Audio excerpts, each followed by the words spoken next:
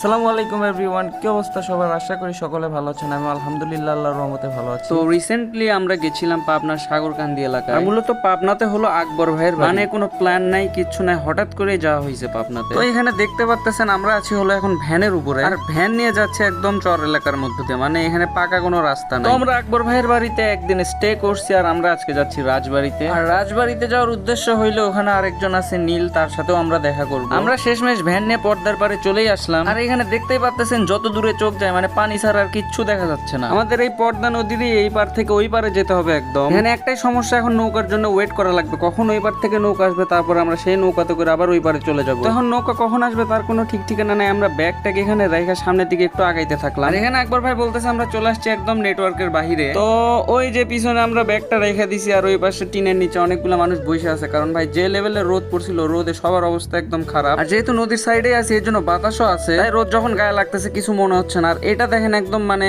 কক্সবাজারের ফিল আর কি। আমি এমনি মিনি কক্সবাজার বলি নাই পদ্মা নদীকে। সামনে একটা নৌকা বাঁধা ছিল, আমি ভাবলাম ওইখানে যাই একটা ছবি তুলে নেই। ছবি তোলার উদ্দেশ্যে আমরা সেই নৌকার দিকেই আগাচ্ছিলাম। আর নৌকার কাছে যাইতে ধরে এখানে একটা নোঙরও দেখি। আপনাদের এলাকায় এটার নাম কি অবশ্যই জানাবেন। তো এখানে একটু শয়তানি বুদ্ধি মাথায় চাপছিল, ভাবলাম এটা একটু তুলে দেখি এটার ওয়েট কিরকম। দেখতেই পাচ্ছেন এটার ভারীতে ভাই আমি নিজেই বাঁকা হয়ে যাচ্ছি, মানে ভালোই ওয়েট ছিল এটা। তো নোঙর জায়গায় মতো রেখে দিয়ে আমরা একদম নৌকার উপরে উঠে আসছি। আর দেখেন কি সুন্দর মানে ভিউ, মানে সূর্য মামা তাপও দিচ্ছিল যে এরকম, গাছ মামা বাতাসও দিচ্ছিল সেই রকম। মানে প্রায় অনেক সময় কাটাইলাম এই পদ্মার পারে বসে, কারণ আমাদের ঠিকঠাক মতো ঠিক টাইমে নৌকাটা আসতেছে না। আর এখানে আকবর ভাই অলরেডি নীলের কাছে ফোন দিছে, কারণ নদীটা পার হওয়ার পরেই নীলের বাড়ি, আর আমরা লোকেশনটা ঠিকঠাক মতো জানি না। আর নীল আমাদেরকে যে লোকেশনটা দিছিল সেটা হচ্ছে সুইচ গেটের কথা বলছিল। আমার ফেসের অবস্থা দেখে বুঝতে পারতেছেন গরম কি রকম। নৌকার জন্য প্রায় ভাই 1 ঘন্টার বেশি ওয়েট করা লাগে। তো এই 1-1.5 ঘন্টা যদি এরকম রোদের মধ্যে দাঁড়িয়ে থাকি তো এমনি শুটকি মাছ হয়ে যায়। এই গরমের মধ্যে ভাই আমরা ওই টিনের নিচে বসে সাহস পাই নাই, কারণ ওইখানে গেলে অবস্থা আরো বেশি খারাপ হইতো। তো আকবর ভাই এখানে আমাদের একটা গাছের নিচে আনছে, যেখানে ছায়া আছে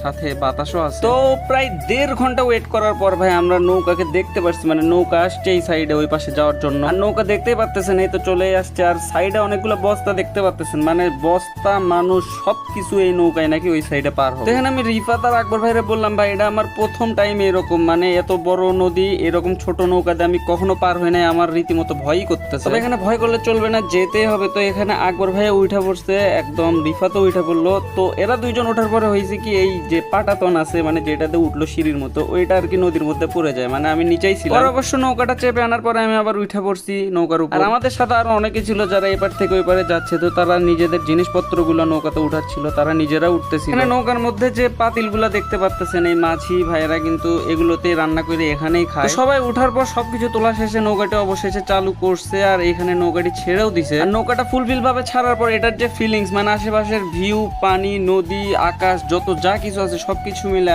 এরকম ফিল আমি আরেকবার পাইছিলাম সিলেটে যে। তবে সিলেটে সবাই মিলে ঘুরতে যাওয়া ছিল একটা বেস্ট ট্যুর। ওই রকম ট্যুর আর যাওয়া হবে কিনা বলা একদম মুশকিল। তো আকবর ভাই ওখানে নৌকার মাঝখানে বসেছিল, আর আমি একদম সামনে চলে আসছি। রিফাতরে বললাম পিছনের থেকে একটা ক্লিপ নিয়ে দে। তো আমি যেহেতু নৌকার একদম সামনে বসে আছি, আর যে বাতাস মানে আপনারাই বুঝেন তখন আমার মধ্যে কি চলতেছে। তবে পানির ঢেউগুলো যখন এসে বাড়ি মারতেছিল তখন ভয়ও করতেছিল কখন জানি হাত থেকে ফোনটা পড়ে যায়। নৌকাটা কিন্তু বেশ বড় ছিল, কিন্তু এখন জানি কেন ছোট ছোট লাগে। আর রিফাত এখানে একটা কথাই বারবার বলতেছে ভাই ফোনটা পকেটের ভিতরে রাখ, পকেটের ভিতরে রাখ, কারণ এখানে যদি ফোনটা পড়ে যায় তাইলে মানে ওইটা রাখা যাওয়া ছাড়ার কোনো বুদ্ধি নাই। যে লেভেলের ঢেউ মারতেছিল ভাই, নৌকা খালি একটু পর পরে সামনের দিকে লাফ দিয়ে উঠতেছিল, আর সাইড থেকে যখন ঢেউটা মারতেছিল মনে হচ্ছে নৌকাটা একদিকে কাইত হয়ে যাবে। যাই হোক এখানে 30 থেকে 40 মিনিট নৌকা জার্নির পর আমরা একদম ওই সাইডে চলে আসছি, মানে রাজবাড়ির সাইড আর কি। আমি আর রিফাত এখানে নৌকা থেকে আগে লাফ দিছি, ভাবলাম আকবর ভাই একটা ভিডিও করবো, কিন্তু বেচারা ক্যামেরা অন করতে করতে লাফ দিয়ে দিচ্ছে। এখানে নৌকা থেকে নামার পর আমরা এভারেস্টের চূড়ায় উঠতেছিলাম, মানে নিচ থেকে উপরের দিকে উঠতেছি তো উঠতেছি, শেষই হচ্ছে না। আজকে এইভাবে আমাদের নদী এলাকার জার্নিটা শেষ হয়। আমরা এখানে রিক্সার উপরে উঠে পড়ছি সুইচ গেটের উদ্দেশ্যে, কারণ সেখানে নীল এসে দাঁড়ায় থাকবে। সুইচ গেটের এখানে যাওয়ার পরে নীলও চলে আসছে আমাদের রিসিভ করতে। তো এই তো নীলের সাথেও দেখা হয়ে গেল, রিফাতের সাথে কোলাকুলি করতেছিল। তো নীলের সাথে দেখা হওয়ার পরে নীলের বাসায় গিয়ে রেস্ট করে বিকালের দিকে একটু বের হইছিলাম, মানে টুকটাক জায়গায় একটু ঘোরার জন্য। আর যে দেখি রাজবাড়ি স্টেশন থেকে তখন একটা ট্রেন ছাড়তেছিল, তো আমি